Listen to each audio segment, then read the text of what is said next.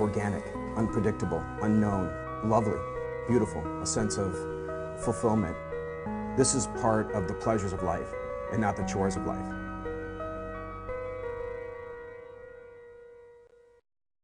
Tonight on Daily Iowan TV, the University of Iowa is hiring a consulting firm to help cut costs, but not everyone thinks the partnership's a good idea. And a group of local warriors showed their skills today. And has spring finally sprung? I have details on this week's weather forecast coming at you in a bit. And in sports, we have the latest from the Diamond in Ann Arbor. Daily Iowan TV is ready to go.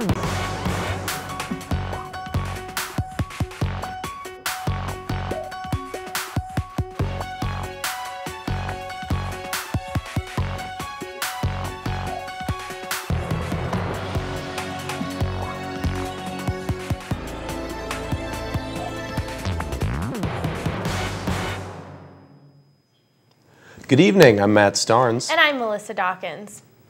A private consulting firm could recommend some big spending cuts to Iowa public universities. You're looking at a town hall meeting that the consulting company and the Board of Regents held Friday to open the floor for questions and comments. The Board of Regents is paying Deloitte LLC $2.5 million to review efficiency practices at the University of Iowa, Iowa State, and the University of Northern Iowa. In this new study, President Sally Mason and BOR President Bruce Ratsetter both acknowledged concerns. I think anytime you embark on an initiative where you know that budgets are going to change in some way, people will be concerned about that, and legitimately so. But we think that periodic studies are important to reinforce both what the change that happened and then longer term how we continue to evolve and be credible and effective long term as universities. While some feel this is long overdue, others want Deloitte out. Picketers handed out flyers right outside of Phillips Hall during the meeting. We are against the Deloitte audit that's happening on campus. So we mostly think it's an anti-democratic sham process that's not really including the community. Deloitte will begin conducting some 200 interviews this week at the University of Iowa. Once Deloitte makes their recommendations, the Board of Regents will choose which changes, if any, to adopt. The University of Iowa's announcement that the HBO series Girls is not welcome on the University of Iowa campus is creating quite the buzz on social media. The story has gained national attention since the announcement Thursday, and this is what a few local businesses, had to say. In his latest statement, the UI Vice President of Communications said he doesn't think the show's script reflects positively on the university. More than 500 athletes put their skills to the test today at this year's Warrior Challenge. Participants raced the clock and each other, running 4 miles and tackling lots of obstacles along the way. I feel like we did pretty good. We did pretty good at this race last year, so we'll see how it turns out this year. The friendly competition is all for a good cause. The run supports University of Iowa Veterans Affairs and the Fisher House Foundation. This is our biggest year by far in terms of contestants, volunteers, and money that we've earned. The Warrior Challenge has raised nearly $20,000 during its 3 years here at the University of Iowa. Iowa City trees are stripping down for spring. All those brightly colored knitted sweaters on trees came down today in an annual unhugging event sponsored by the Iowa City Tree Huggers. But what's happening to all those discarded sweaters? Some knitters want to try to repurpose them. So, I mean, it would make a really nice lap blanket for a nursing home or for something else. So we're donating them back, and they're going to try to do something with them. Right. Organizers removed more than 100 sweaters today. The deadline to apply for health insurance through the Affordable Care Act is tomorrow. We found out many students around campus just really aren't in a rush to sign up. Tiara Simpson is standing by with tonight's Medical Minute. Tiara, many college students are on their parents' health insurance, so is this something they even need to worry about? Actually, experts say what students don't know about the Health Care Act could cost them. Our own Megan Sanchez sat down with experts here at the UI to figure out what students need to know. You probably won't see this in too many students' planners, but it's true. Tomorrow is the deadline to sign up for health care through the Affordable Care Act. Do you know when the deadline is to sign up for the Affordable Care Act health care? Oh gosh, I know it's coming up really soon. Will you be signing up for the Affordable Care Act yourself? No, I'm just going to stick with my parents' healthcare plan. Now, although these students didn't seem super concerned about the Affordable Care Act, the experts say there is some value in being educated. I think what students need to know is this is a great opportunity for them, so even if they don't think they need to know about coverage or aren't concerned about it, that they at least look into it. And so for people that haven't explored what their coverage options are, I think it's important that they at least take advantage of this new opportunity and explore, are there programs out there or policies out there that would provide them better coverage or less expensive coverage than they currently have. A barrier that we have with some students is that their parents, make a little bit too much money for them to qualify for the free health care, so we let it be known that if they file their taxes independently, that they could then qualify, which has opened a lot of doors for some college students, because when people are in college, they're not working very much, so they're able to then qualify. The enrollment team wants as many people as possible to get signed up before the deadline tomorrow. If you have any questions or are curious if you qualify, be sure to call the number at the bottom of the screen. That's all I have for this week's Medical Minute. Back to you.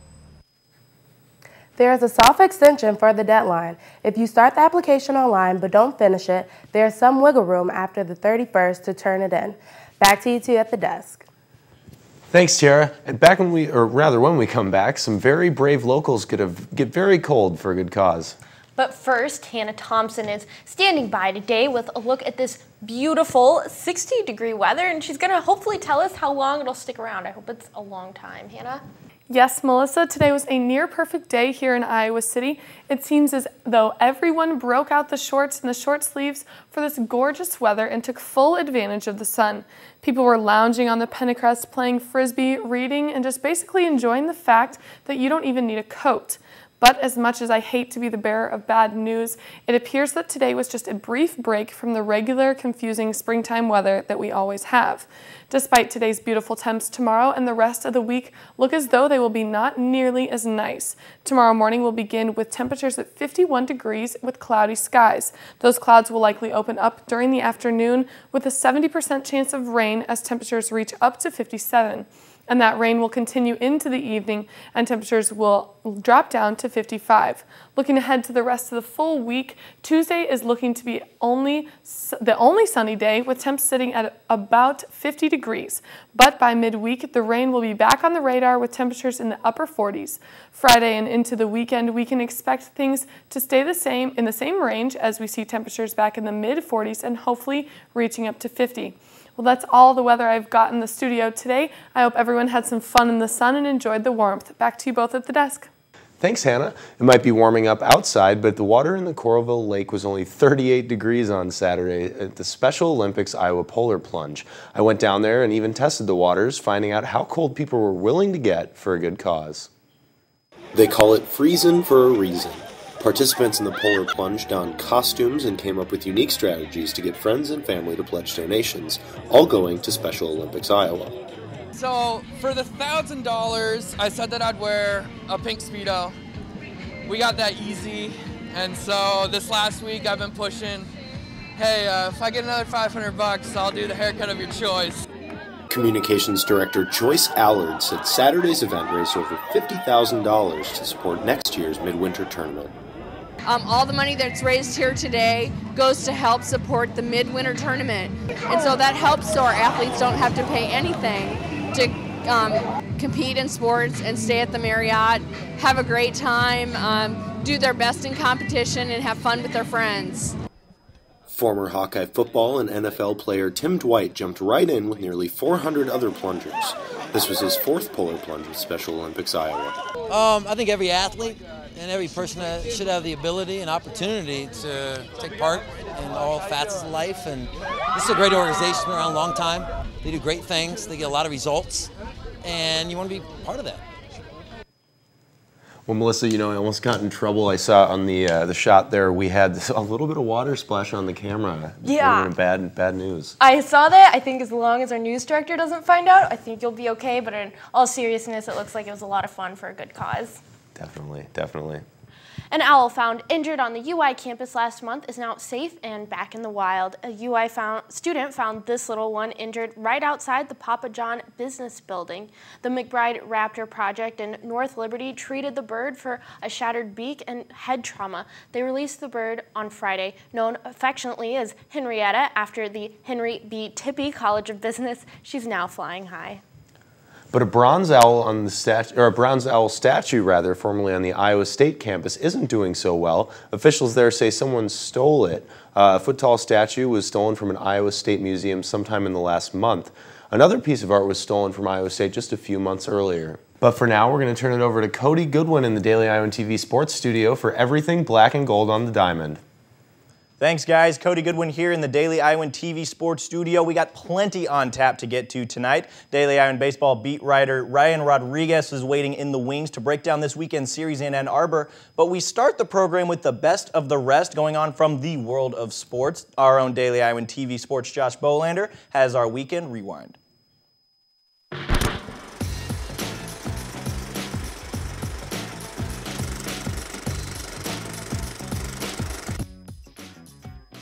The University of Florida and Wisconsin are the first two teams to lock down a spot in college basketball's promised land. The Badgers and Gators cutting down the nets in their regions, with wins over Arizona and upstart Dayton, respectively. Professionals make noise in the hardwood as well, but for the Philadelphia 76ers, the headlines weren't exactly flattering heading into yesterday's game. The Eastern Conference bottom feeders snapping their NBA record-tying 26-game losing streak with a 123-98 victory over the Detroit Pistons. And finally, Northwestern football players won't take the field until August, but for several members of the team, their biggest victory of the year has been taking place off the field. The leaders of a group trying to unionize will take their case to Capitol Hill this week in hopes of protecting last week's landmark ruling. And that is the best of the rest. Thanks for that, Josh. And as we mentioned earlier in the program, Iowa baseball in the rubber game of a 3-game set with the Maize and Blue of Michigan. And despite a late rally, the Hawks falling in Ann Arbor, the final score in this one 6-5. Taylor Zutenhorst, going 3 for 5 in this one. Impressive stuff there in defeat from the Iowa right fielder. And the always impressive Ryan Rodriguez now joins us here in the studio, Daily Iowan baseball reporter. Ryan, a great start to the 2014 season for Rick Heller's squad. And just what they had a little hiccup, it seems, over the last few games. Just what has gone wrong, and is it a reason for concern? Well, this has really been the first part of their first Big Ten test in the schedule. So they obviously had a great preseason, played some great teams down south, but now they're really starting to get into the thick of things in their toughest competition. So it should be interesting to see how they handle the the increased talent. Indeed. Rick Heller off to the hottest start since near in the 40s and the 80s, really, if you go back that far enough. Still very early in the season, though, Ryan. So for the viewers out there who may not be all that familiar with this team, what can you tell them, the strengths, the weaknesses, just a quick little update? Well, honestly, they're a pretty strong team start to finish. They've been smacking the cover off the ball all season. They lead the Big Ten in just about every offensive category imaginable. Maybe the most impressive thing is they only hit 2 home runs all of last season, and they've already hit 6 this year, which is insane.